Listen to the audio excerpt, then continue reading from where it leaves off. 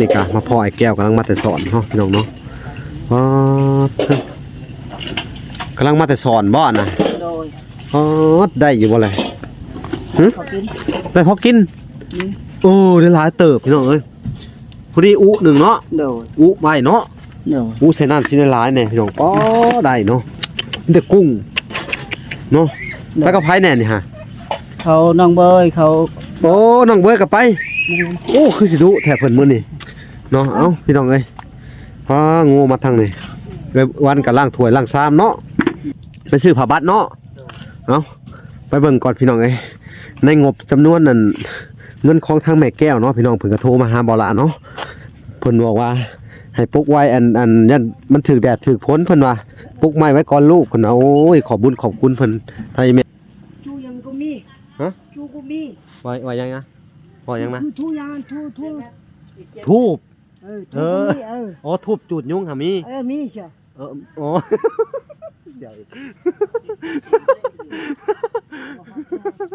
เอาโอเคพี่น้องเอ้ยเพิ่นมีครบเบิดห่านเพิ่น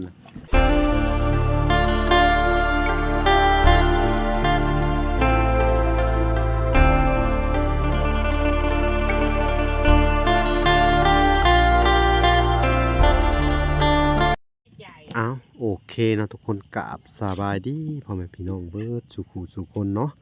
ยินดีเข้าสู่ช่อง YouTube บ่าวละสายบุญคุณธรรมคือเก่าเช่นเก่าเช่นเคยนะทุกคนเนาะทักทายสบายดี FC ทางฝั่งไทยและ FC ทางฝั่งลาวและ FC ทางต่างประเทศนำเด้อสบายดีพ่อๆแม่ๆเนาะที่อยู่เมืองนอกเมืองนาเอ้าพี่น้องมาทางนี้กะมาพ่อไอ้แก้วกำลังมาแต่สอนเนาะพี่น้องเนาะกำลังมาแต่สอนบ่อนนะได้อยู่บ่เลยได้พอกินโอ้ได้หลายเติบพี่น้องเอ้ยพอดีอุหนึ่งเนาะอุใบเนาะอุใส่น้ำซีนหลายเนี่ยพี่น้องได้เนาะแต่กุ้งเนาะไปกับไผ่แน่นี่ฮะเขาน้องเบยเขาโอ้น้องเบยกับไปโอ้คือสิดุแถบเพิ่นมื้อนี่เนาะเอ้าพี่น้องเอ้ยงูมาทางนี่วันกับล่างถ้วยล่างซ้ำเนาะเนาะสบายดีก่อนสวัสดีเด้อเอาพี่น้องเอ้ยเปื้อนเนาะเอาไปอันนะไปอาบน้ำไปยังเรียบร้อยไปสิพาไปซื้อผ้าบัตรมันปกไม้ก่อนเอาสบายดีวันเอาสบายดีฮะกำลังถ้วยแล้วเนาะป้ามือนี่ขยันกันทั้งครอบครัวพี่น้องเอ้ยผัวก็มาแต่สอนเมียก็เฮ็ดเบียกบ้านเนาะกุ้งพี่น้องเอ้ยใช้ได้อยู่นี่ประมาณนี้พี่น้องเนาะก็มาเบิ่งคนเฮ็ดเวียกเฮือนซานพี่น้องเอ้ยนี่ตัวบรรยากาศน้ำคำวันเพิ่นก็ล้างถ้วย1ข้าวเป่าไผ่พี่น้องเอ้ยนี่เน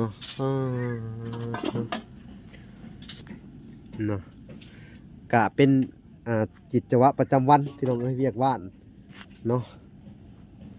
นี่ยามคำพี่น้องเอ้ยบรรยากาศยาม5 โมงแรงทางไอ้แก้วผู้เพิ่นก็อาบน้ำเนาะหลังจากมาแต่สอนทางเวลาก็สิได้พาเพิ่นไปซื้อไอ้ผ้าบัตรพี่น้องเอ้ยเครื่องปลูกของพังเพิ่นมื้อนี่ต้นมะพริกติดเลยพี่น้องเอ้ยวันก็ฮดแล้วเรียบร้อยเนาะซุ่มซำดีเนาะมะพริกพี่น้องเอ้ยนี่มะพริกมะแตงเพิ่นขึ้นมาเนาะก็ได้หลายต้นอยู่นี่เนาะให้เพิ่นอาบน้ำแล้วก่อนพี่น้องเอ้ยเพิ่นอาบไว้เด้อมันสิค่ำไปซื้อผ้าบัตรเนาะเอาไปเบิ่งก่อนพี่น้องเอ้ยในงบจำนวนนั้นเงินของทางแม่แก้วเนาะพี่น้องเพิ่นก็โทรมาหาบ่ล่ะเนาะเพิ่นบอกว่าให้ปลุกไว้อันยันมันถึกแดดถึกฝนเพิ่นว่าปลุกไม้ไว้ก่อนลูกเพิ่นโอ้ยขอบบุญขอบคุณเพิ่นไทยแม่เพิ่นก็เป็นห่วงหลายพี่น้องเอ้ยเนาะทางแม่แก้วเพิ่นก็เป็นห่วงไม้เนาะที่ว่าเพิ่นซื้อให้ทางไอ้แก้วแล้วเนาะเพิ่นก็บ่อยากให้มัน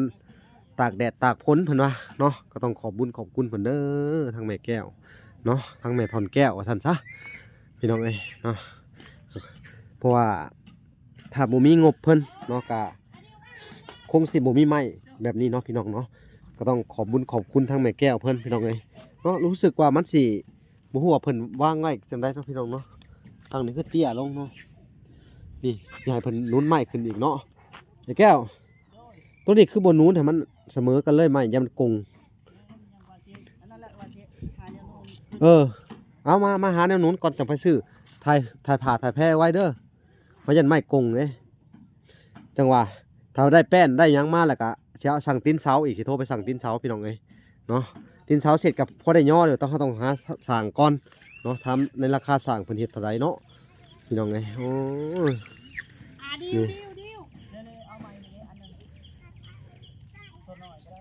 อืมแต่ตอนมาส่งมื้อนั้นว่าหลักก็บ่ได้อยู่พี่น้องเอ้ยว่าจะให้เพิ่น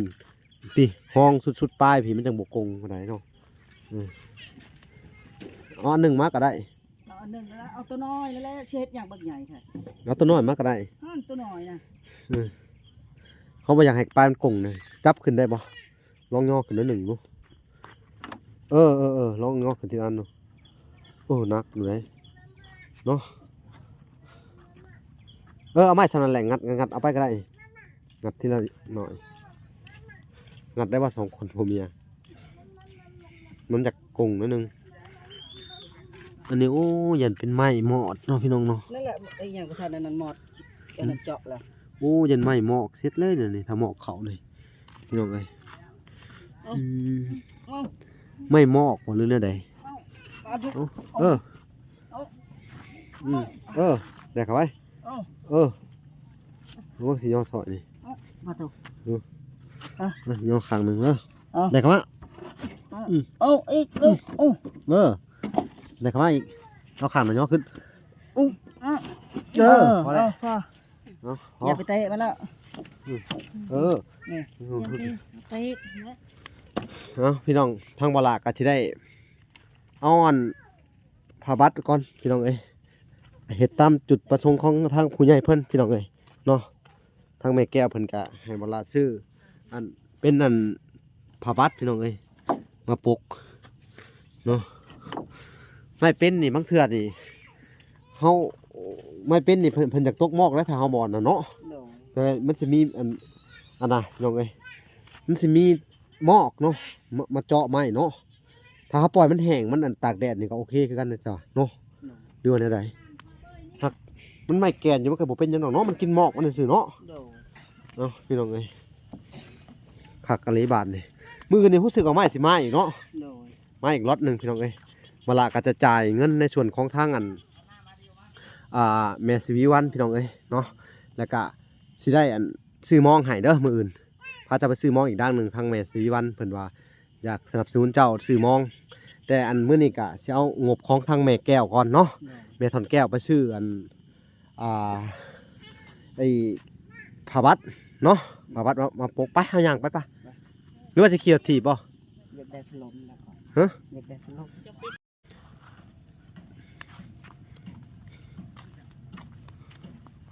อยากมีเสียงเด้อไปอ้าวพี่น้องเอ้ยเกือบลั่นปิดพอดีเลยเนาะเด้มีเลยมีบ่ผ่าคุ้มน่ะผ้าบัตรฮะเอาไปเบิ่งดูเอาเลยกินกับหนังโอ้โดยเอาผ่าคุ้มหน่อยเด้อเอายาวประมาณ7 เมตรนี่แหละมีบ่นี่ที่ไปใส่แล้วนี่ตัวนี้อ่านแล้วแต่ไปแล้วไปอยู่พวกขาได้นี่เพื่อพาดิใส่ทำงานผักเขียวๆเด้ไปอยู่ไปได้ดิโคเอายาว7 เมตรก็ได้7 เมตรมาพี่เว้ยแค่เคลียร์ก่อนนะฮะแค่เคลียร์ก่อนเจ๊คุณสีเชียว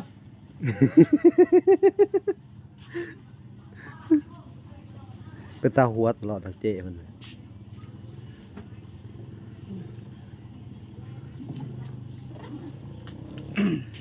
มีสเปรย์ขานะบ่ขาแมงไม้ยังมีบ่ยาขายุ่งขาแมงขาหมดนะอ๋อนี่ยาสียุงแม่มานั่นแหละยาขาหมดขานี่นะยาสียุงก็มีได้จูยังก็มีฮะจูก็มีว่ายังนะทูยังทูบอ๋อทูบจุดยุ่งค่ะมีมีเชียวอ๋อเดี๋ยวเอาโอเคพี่น้องเอ้ยเพิ่นมีครบเบิดห่านเพิ่นสากขะเบือยันเรือลบเพิ่นว่า มีบนรถตังค์อะ พยา เย้ เอ้า มีบอโชคผูกหมา เขาเด้ข้างหน้าก็ถาม บ่มีบ่มี อืมมา บ่มีเชียวเอ้ย อ่ะเอา7 เม็ดเด้อนาเอา7 เม็ดเอามาโลดอืมเจ้าเข้าไปเบิ่งน้องเขาก็ได้แกอืมเพิ่นกำลังเลือกอยู่พี่น้องเอ้ยได้แล้วบ่ เอา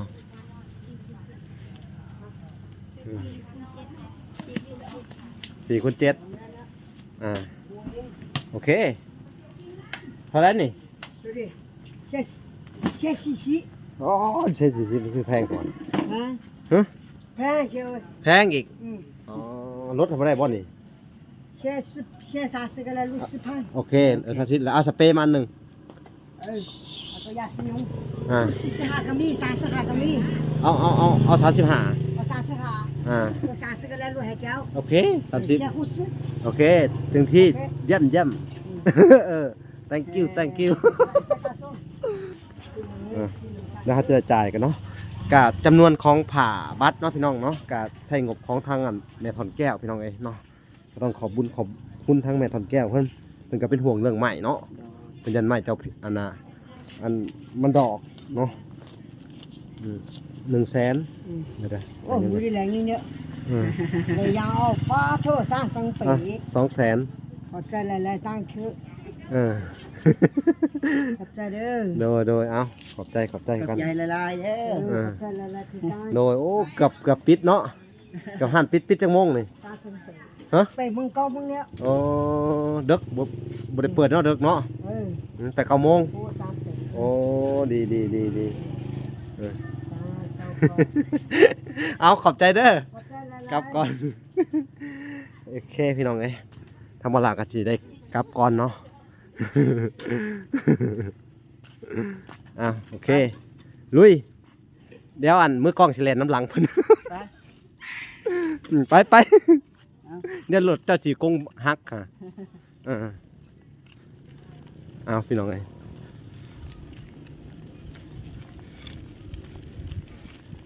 ไปหาขึ้นน่ะ ฮะขึ้นได้บ่ ขึ้นรถ โอเคพี่น้องเอ้ยมาหอดเฮือนละบาทเลยเตรียมคุมเลย ห้องเมียมาซอยดิห้องเมียมาซอยพี่น้องห้องเมียมากูเขาคุมก่อนนี่คุมแต่ผูนมาคุมมาพี่แล้วหาแนวมาเต็งเด้อ เอาออกดู กึ่งกิ้งออกมาก็ได้ ทิ้งออกนิดนึง ออกนิดนึงก่อนนี้มันใหม่มันอันนั้นแล้วมันใหม่พิเศษ พี่น้องเอ้ยแพงเติมเนาะ130บอกพี่น้องเอ้ยทางไอ้วันเพิ่นก็สิพากันคุมกับผัวเพิ่นเนาะคุมมา ว่าคือสิกินหมดแต่มะนาวจามห่อปลากระป๋องดองจับนี่ก่อนเลยดึงกระปุกนี่น่ะ มันเป็นแบบนั้น เดี๋ยวจับน่ะ นั่นแหละ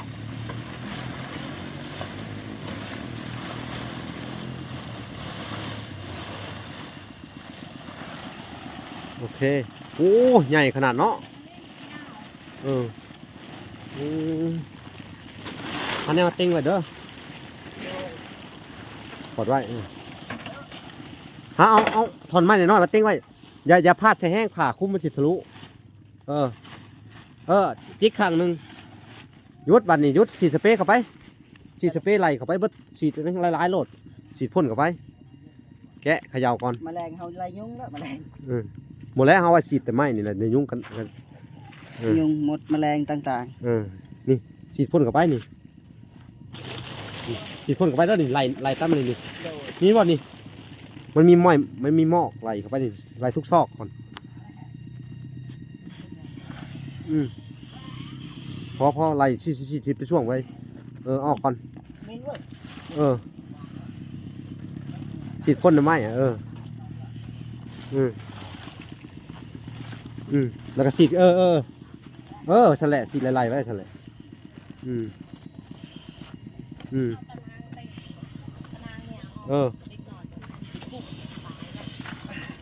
สีดพ่นไว้นี่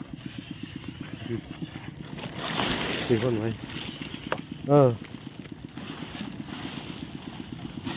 สีดมีทั้งในทีไหลมาโลด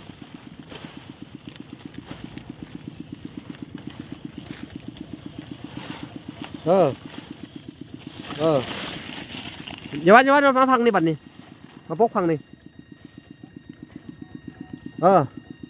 มาปกให้มันแจ็บเลยเด้อ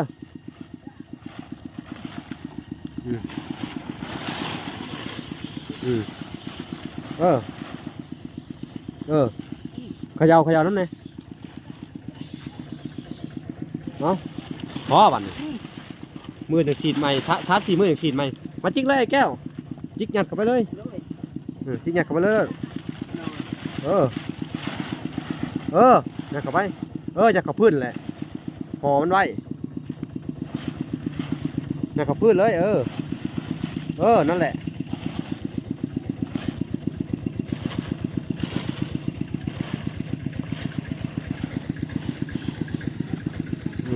อย่าให้มันผิวเด้อมวยผิวเด้อให้มันดับกลิ่นมวยผิวอันนี้คือกันนี่เอาเข้ามาส่วนมันนี่ส่วนเอาเข้ามาในพี่ยิกเข้าไปนี่ยิกเข้าไปนี่มือจะเปิดใหม่อีกโอเควันนี้ฮะเนี่ยมาติ้งตัวนี้ส่วนนี้ไว้นี่พี่น้องเลยเนาะ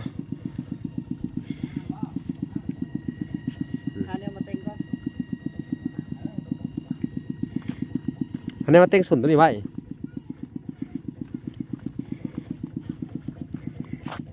เพราะว่า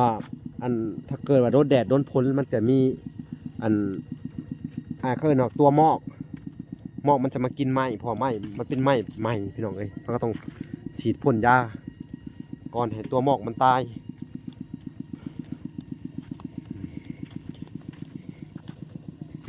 พี่มาเต้งข้างเลยครับพ่อแหละบันได้อยู่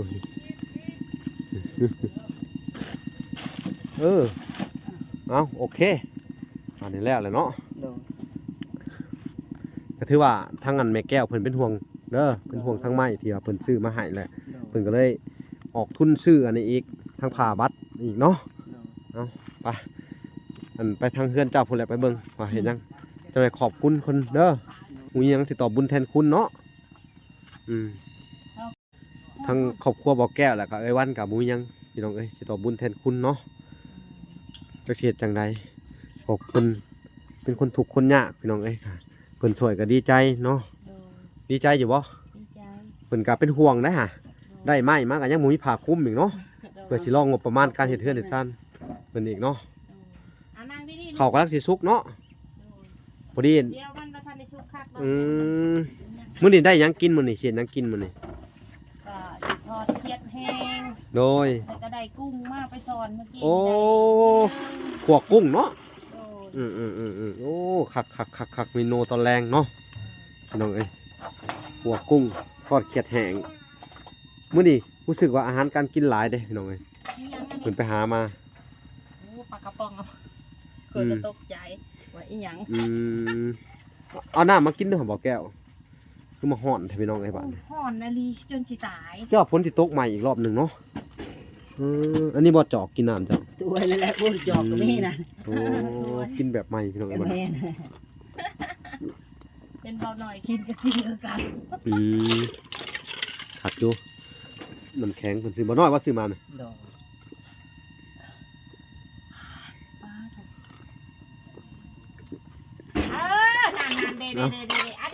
โอเคดึงขึ้นมาลูกโอเคนะทุกคนเนาะถ่ายคลิปนี้กะบ่มียังไรกะสิให้ทั้งไอ้แก้วแล้วก็วันขอบคุณทั้งแม่ทอนแก้วเด้อโดยเพิ่นก็ซื้อ เป็นห่วงทุกเจ้าซื้อข้าวของมาให้เนาะวานเพิ่นก็ซื้อรถถีบโอ้ยหลายอย่างเพิ่นซื้อมาให้ทุกเจ้าเด้อนับแต่ไม้แต่ตอกเนาะ โดย จะเป็นอันหลายอย่างพี่น้องเอ้ย แม่ยังไม่ทับแก้ว แม่ทอนแก้วโดย อ่ะ นางอวยพร ขอบคุณขอบ คุ คุณ ณ เด้ แม่ อ ทอน แม่ แก้ว ตอนแก้วที่สนับสนุนมาให้ทางครอบครัวไอ้แก้ว ให้อยู่ดีมีแห้งเด้อให้สุขภาพแข็งแรง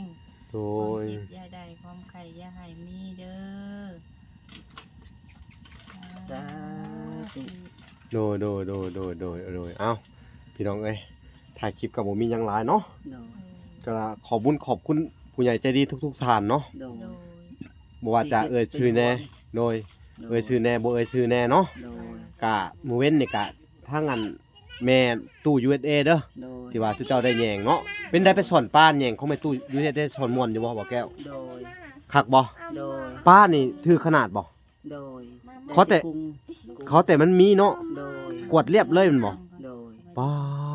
สวัสดีแล้ว โอ้สบายดีอาทิ สวัสดีแล้ว ดีแล้ว สวัสดีเด้อลูกสวัสดีเด้อ ตะบี้ เออ วางงามๆลูก เอางามๆ สบายดี เออ ตะบี้ โดยนั่นแหละเอ้าบาดนี้มาแต่ลินพี่น้องเอ้ย เออ สวัสดีพ่อๆแม่ๆเด้อ เออ แม่แม่ โดย